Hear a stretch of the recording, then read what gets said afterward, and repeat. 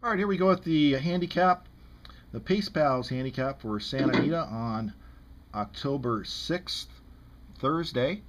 And so the Pace Pal are your fast, friendly way and fun way to play the races. So let's get started here with the second race at Santa Anita. And this race is at a mile and an eighth, and it's a claiming race for 3-year-olds which have never won 2 races, and the claiming price is $12,500. There's only been one race at a mile and an eighth at the meet, and it's won by a fox. And for newcomers to Pace Pals, rabbits are horses that like to go to the front, and then we cut up the remainder of the field, or determine the running styles for the remainder of the field. Front third are foxes, middle third hounds, trailing thirds turtles. So if you want a horse to go to the front or be close to leaders, pick a rabbit or a fox, mid pack a hound, and from behind a turtle.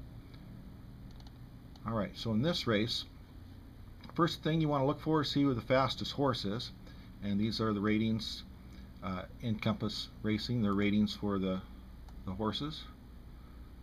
Fastest horse in its last race was number 5, The Hunt Is On, at a 92, and this horse is a turtle, so that means it comes from the back of the pack. And all the determinations for these are based on their last race, as are the ratings. So Hunt Is On ran the fastest last race. It's going to come from behind, and it's at 7-2 on the morning line. Second fastest horse, according to Encompass, is the 6-horse Warren's Kong, and it's 8-1. It's a hound, and if you notice in here, we've got only one rabbit, no foxes, a bunch of hounds, and a couple turtles, which means there's no speed in the race, which means number 2, Dancing Joy, could sneak away to a long lead.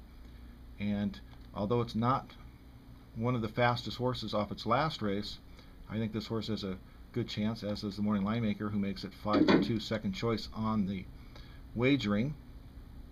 The morning line favorite is number 3, My Boy Luke, and it's got an 83, so it's not quite as, last race wasn't quite as good as some of these others. So if you're just looking at the ratings and the run styles, and this is all you have to go on, you would key the 5 with the 2,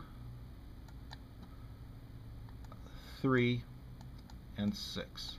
And that's a quick analysis, so you can quickly look at the race, have an idea how it's going to shape up, and make a logical selection. If you want to go a little deeper, we're going to take a look at the racing form. So let's take a look at the racing form for the second race. And once again, here you have a mile and an eighth, so it's one trip around the mile and an eighth oval at Hollywood Park. I mean Santa Anita. Santa Anita is not a mile and an eighth. It's a 1 mile oval. So I'm based at Hollywood Park, so that's how I made that mistake there. They are at Santa Anita today, right there. All right, mile and an eighth.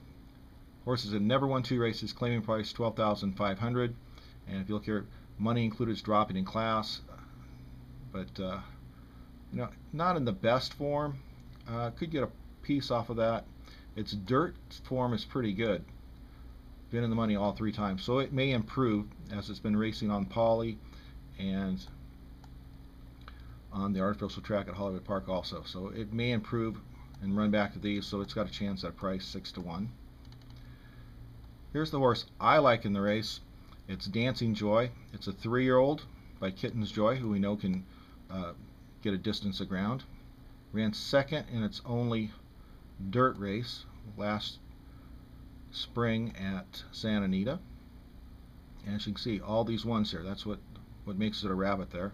It's also dropping in class. It's been freshened. The trainer, Leonard Powell, pretty good off layoffs. Only thing that might be a little troubling, only 1 workout since August. But definitely this horse should be out there winging it on its own. Here's the morning line favorite. It's Joel Rosario, who won 3 grade 1 races on Saturday. And this horse 0 for 1 on the dirt. and that was last time in a 1 3/8 race at Fairplex. I think that's probably 3 times around. It's dropping out of allowance race.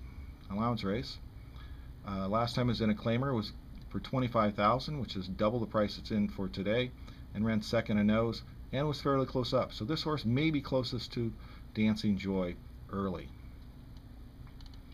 Okay, Trueno is a 6-year-old. Just broke its maiden this year, and since it's broken its maiden, not so good. We'll pass. The hunt is on. Rallies from behind and has picked up minor awards at Fairplex, so it's in good shape. 3 seconds and a third on the dirt, so this is obviously a horse you must use in your exotics. Warren's Kong also dropping in class. Recent form not so good. Barn having a slow year. So even though the ratings are okay, I would, on further review, I'd probably throw this horse out. I wouldn't use it in my exotics. And the 7 horse is going up in class off of 2 subpar races, so we're not using that. So after further review, I'm certainly going to use the 5. The 3 and the 2, they look pretty solid. For a long shot, I would use the 1. And if I'm going to bet anybody straight, I really think this horse has a chance to steal it. So there you go. And that's your Pace Pal handicap for Thursday, October 6th, Santa Anita's second race. Good luck, everyone.